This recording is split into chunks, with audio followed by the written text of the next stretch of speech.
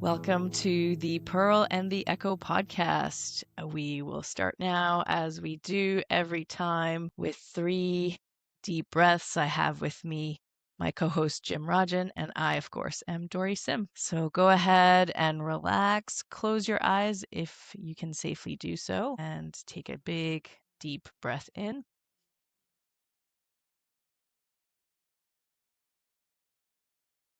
And let it go. And once more.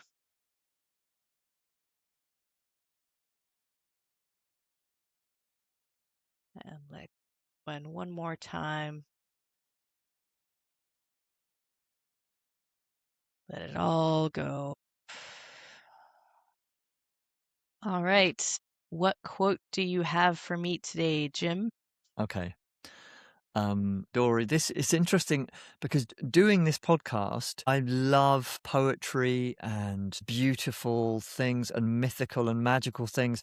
And I'm finding myself going for real meat and potatoes quotes, which is kind of surprising me. So the one I've gone for is by Abraham Lincoln. There's lots of different versions of this, and we've got to be careful. And so I've actually got this one in a book. And the quote is, "Give me 6 hours to chop down a tree, and I will spend the first 4 sharpening the axe." I'm choosing this one because I love the image. Of course, I don't love the image of a tree being cut down. I love trees, but it's such a strong image of I'm going to do something. I have my job that I'm going to do to cut down a tree, and of course, you can go to the simple right. Well, you've got a preparation. It's all in the preparation, or if you're going to do a good job, use good tools. I get it. Yeah.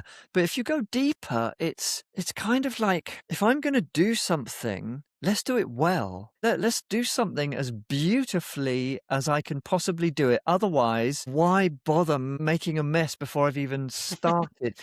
It's really easy to start something knowing that you're not really going to complete it. It's easy to lie to yourself and say, right, I'm going to do this thing and everyone will see it will be amazing and I'm going to do it. And you know that you're just lying to yourself and that you're kind of making it up. But if you're willing to see the job at hand or whatever it is, the thing you're going to do, and B, spend the time to prepare for it and carefully sharpen your axe or whatever the thing is, then the job you're going to do, it goes in a completely different way. Like the energy that you put in is different. While you're doing it, you're enjoying it more because you've got a sharp axe. Because if you've got a blunt axe, that's going to be a really boring job. Because you can go into doing a thing and just waste your energy. And some of us love to waste our energy so we don't have to complete. But if you've spent the time building your energy first, then the first step's kind of like, well, it doesn't matter because the axe is sharp. Yeah. And I'm prepared, and I've taken the time to prepare myself to do this. What do you think? Oof, I love that you brought this quote because I'm literally in this process right now with this new series of art pieces that I'm working on, and it's it's unfolding exactly like you're describing in this quote, because I've been thinking about it for weeks and I've just been mulling it over, and I've been looking for the right materials. And I go to one place, they don't have what I need. I go to another place, I find what I need. And I've just kind of been collecting all these pieces that I need. And on the weekend I was like, okay, I have everything that I need. I can start. And then I pulled out this really old jigsaw tool, like a power tool that I have, that someone gave to me. And I have new blades for it, but they don't really work for what it is. Like, they're not compatible with this exact jigsaw. And I was like, I need to go get a new jigsaw. I use this often enough that I can't just be using this old tool. I've broken blades on the old tool. It's not safe. It's not effective. There's a whole bunch of reasons. And I was like, all right, I guess we're gonna go get a new jigsaw.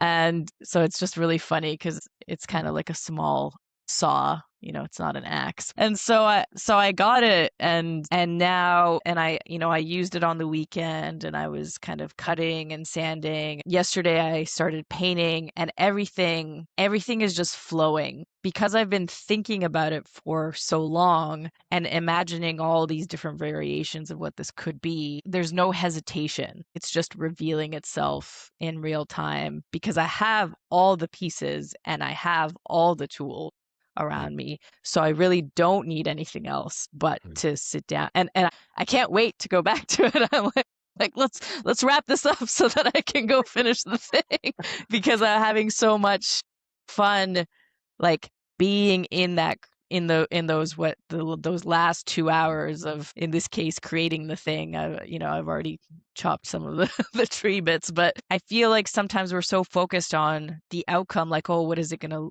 look like?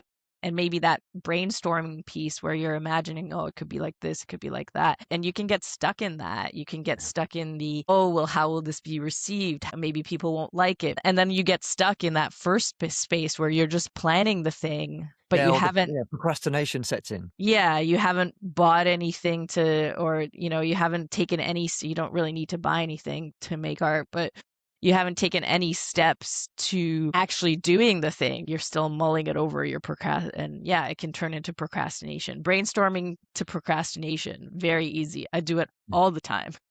Yeah.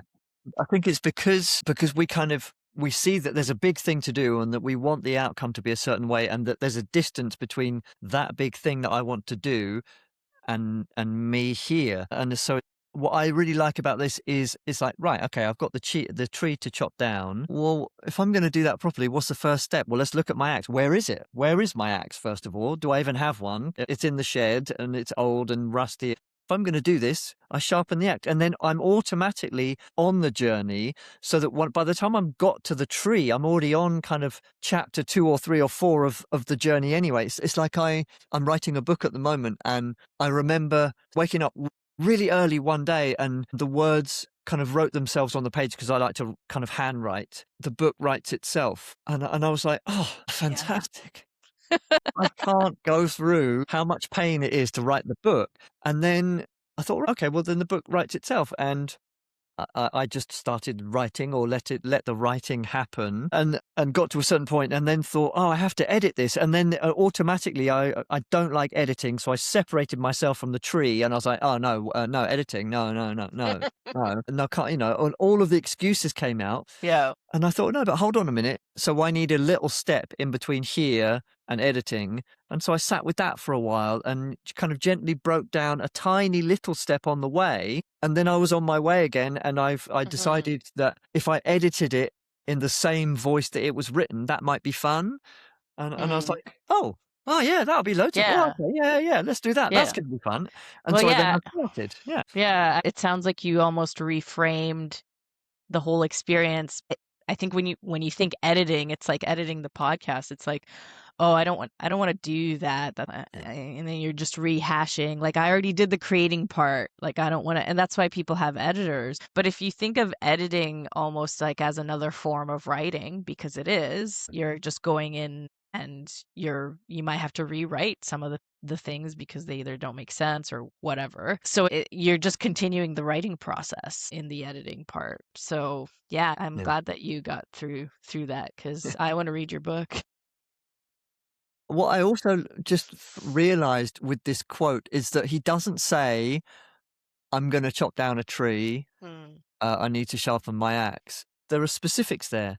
mm, Give me 6 hours, because sometimes that really helps when you give yourself a time frame. yeah, Sometimes it depends on the situation always, but if there's, 3 months from today, this has to be finished or something like that. If I give yeah, myself a time frame, then that can feel like being in a vice sometimes, and it mm, can feel a bit painful, but it doesn't have to be, as long as once you've taken one little step, the next step is really easy. But if you're going from 0 to step 2 or 3, well, then of course you're going to procrastinate and stop and go, oh no, but this is too difficult. And we love a good excuse, and human beings are yeah, really good at finding a good excuse. But if you just go, let's break this in half, or in half again, or in half again, until the first thing I do is super easy, I'll go get the axe. yeah. Right. to sit there looking at the axe for a bit of time. All right, cool. Yeah. Do I have a sharpener? No, or how, I don't know. However you sharpen an axe, I've got no idea. Yeah, yeah. Yeah. I feel like the quote is about being effective in a way. Mm, It's like, okay, I've been asked to do this thing, or I'm asking this of myself. How can I be the most effective? And I agree with you. Like, deadlines can be really constraining for some folks. But I love a deadline. I need a deadline. Otherwise, nothing will get done. Like I really do. And so I try and set internal deadlines for myself, or something to work towards, even in terms of exercise and things like that. I just signed up for a race in August. So now I have this deadline in August. So I know that I need to get to a certain level of fitness by right. then. And I find that very motivating, because otherwise I might not go as often as I really want to go. There's a artificial kind of deadline that I've given myself in terms of some of my work. And then there's some really tangible deadlines, like making art for others, making pieces that line up with events and things like that. Yeah, and I think the human mind is really interesting, and it loves to scupper us. It loves to kind of come in and go, "Oh no, you're not very good at this," or "There's no point," or "It's a waste of time," or "I'm only going to do that if I get the guarantee that it will work," or it comes up with all of these things, and it's really hard to fight that. Going bullishly, no, I'm just going to do it and done. No, because that's a bit like when you say, right, I'm going to give up smoking, and yeah, you do it for a day or a couple of days, but willpower only lasts so long. You kind of have to trick yourself in a way Hmm. by putting a structure in. Like I do this thing where I do all sorts of things to take care of my health and look Hmm. after the fact that I have kind of chronic illness, and I'll start these things, and then I'll just kind of forget that I'm doing Hmm. it, and then a few months later I'll be like, oh well, obviously it didn't work because I kind of didn't do it anymore. But no, it didn't work because I just forgot to carry on doing it. So I actually Yeah. have a little pad that I write every day. I write the date on it, and then at the end of the day, I tick if I did the thing. And it's so Hmm. basic and simple, but I have to check in at the beginning of the day to write the date, and then at the end of the day to say I did it. And it's kind of open on a table so that I see it various times a day and go, oh no, I haven't done it. Or but they're simple things. Nothing takes more than a minute to do, Yeah. but human resistance to doing stuff is so massive because of what will happen, and will people like me, and am I a success, or am I a failure, or did Hmm. I do it right, or and all this stuff that goes on in your mind when Yeah. it's just like, no, hold on a minute, I'm doing this because I want to do it and I think it's a great idea. What's the little step? Yeah, it's either a little step or a reframe. I love a reframe. I was talking to my doctor yesterday about exercising, stretching, things like that. And they said 45 minutes a day. Like, you have to do this. And she said, we love to go through this whole drama of, oh, should I do it today? I don't really feel like doing it, like blah blah blah. And it's like, no, we're just gonna put that over here to the side. We're going to start asking ourselves, what are we doing today? So, are we going to the gym? Are we going for a bike ride? Are we doing yoga? Are we going for a long walk? What is it that we're doing? Because it's not about whether we're going to do it. It's which option of activity are we doing today? And I love that because it's more motivating, because you want to, your body wants to move. Your mind wants to pursue all of these projects and ideas and dreams that you have, but we're really good at saying no. We're really good at not even sharpening the axe. It's like, "Oh, I'm just gonna think about cutting down the tree, but Yeah. I'm not gonna do it. It's just gonna sit there." Yeah, I like your word reframe. When you reframe it, it feels different. It doesn't feel like such a punishment. I have to do this or I have to do that, otherwise I have this Mhm. bad outcome. It's like, no, I'm the kind of person who cuts down a tree. I'm the Mhm. kind of person who just starts something and does their best to complete it. But Mhm. also, because it's not just about completing it, it's about being in it and listening to it and responding to it as you're doing it. So when you're cutting down a tree, you don't just cut one side and stand there as the tree falls on you. You kind of cut bits of it and you move around the tree because you're responding to the situation as you're in it, you Mm-hmm. know? Yeah. Yeah, let me read it one more time. Give me 6 hours to chop down a tree, and I will spend the first 4 sharpening the axe. Yeah. Abraham Lincoln. Yeah, I really hope if you're listening, please, yeah, comment on that one and let us know how that one lands with you. And of course, please feel free to share it with someone that you think it will resonate with. Perfect. Thank you, Okay. Jim. Thank you so much, Dori. All right, take care. Take care, everyone. Bye. Thank you for listening to the Pearl and the Echo podcast with me, Dori Sim, and my co host, Jim Rajan. Thank you to Rebel Mixtape Productions for editing this episode. If you like what you heard, like, subscribe, and share with those in your life that matter most.